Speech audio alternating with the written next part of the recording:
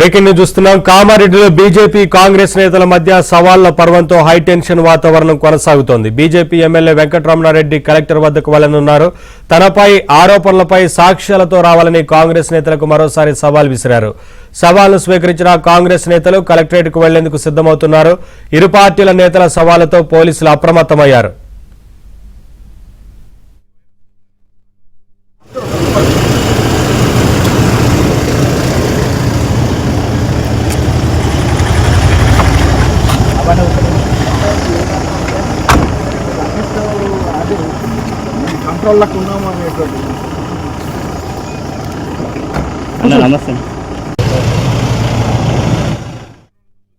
కామారెడ్డిలో బీజేపీ కాంగ్రెస్ నేతల మధ్య సవాళ్ల పర్వంతో హైటెన్షన్ వాతావరణం కొనసాగుతోంది. బీజేపీ ఎమ్మెల్యే వెంకటరమణారెడ్డి కలెక్టర్ వద్దకు వెళ్లనున్నారు. అప్డేట్స్ మా కరెస్పాండెంట్ కామారెడ్డి నుంచి శ్రీపతి అందిస్తారు. శ్రీపతి, ఇప్పటికే బీజేపీ కాంగ్రెస్ నేతల మధ్య సవాళ్ల పర్వంతో కొంత ఉద్రిక్తత వాతావరణం ఏర్పడింది కదా, పోలీసులు అలర్ట్ అయ్యారా? ఏంటి అప్డేట్స్? అక్కడ సిచ్యువేషన్ ఎలా ఉంది ప్రస్తుతం?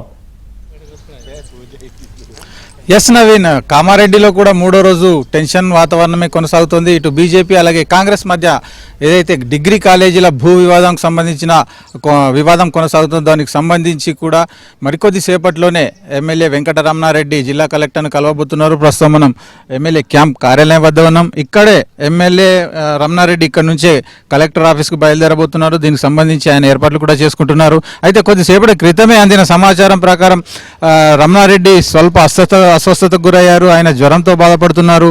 దానికి సంబంధించి ప్రస్తుతం వైద్య పరీక్షలు కూడా కొనసాగుతున్నాయి. అయితే ఒక జ్వరంతో బాధపడుతున్నప్పటికీ కూడా కలెక్టర్ను కలవడానికి ముందుగానే అపాయింట్మెంట్ తీసుకున్న కారణంగా ఆయన కలెక్టర్ను కలవడానికే నిర్ణయించుకున్నారు. దానికి సంబంధించి తన వద్ద ఉన్న డాక్యుమెంట్స్ అన్ని కూడా సిద్ధం చేసుకున్నారు. ప్రభుత్వ డిగ్రీ కళాశాలకు సంబంధించి 263 ఎకరాలకు సంబంధించిన వ్యవహారంలో ఏదైతే వివాదం కొనసాగుతోందో, రమణారెడ్డిపై ఆరోపణలు వచ్చాయో వాటికి సంబంధించి క్లారిటీ ఇచ్చేందుకు ఆయన సిద్ధంగా ఉన్నారు.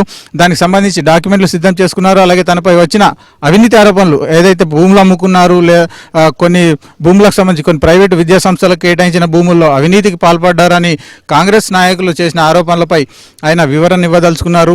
ఈ క్రమంలోనే జిల్లా కలెక్టర్ను కలిసి స్వయంగా కలెక్టర్ ద్వారా ఏదైతే జిల్లాధికారిగా ఉన్నారు, రెవెన్యూ రికార్డులన్నీ కూడా కలెక్టర్ వద్ద ఉంటాయి కాబట్టి ఆ కలెక్టర్ ద్వారానే ఇక్కడ ఏమైనా వివాదాలు జరిగాయా లేదా అవినీతి అక్రమాలు చోటు చేసుకున్నాయా అనే విషయంలో కలెక్టర్ ద్వారానే సమాచారం రిలీజ్ చేయాలని ఎమ్మెల్యే భావిస్తున్నారు.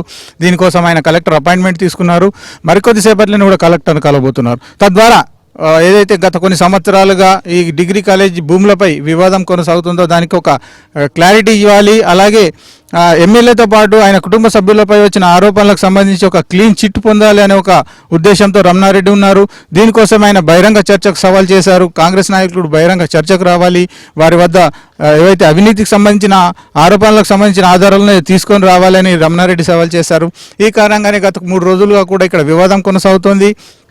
ఈ దశలోనే కాంగ్రెస్ కార్యకర్తలు రమణారెడ్డి ఇంటిపైకి రావడము, ఆ కారుతో ఇంటి వద్దకు వచ్చిన సందర్భంలో కారును ధ్వంసం చేయడము, నిప్పు పెట్టడం లాంటి సంఘటనలు కూడా తీవ్ర ఉద్రిక్తతకు దారితీశాయి.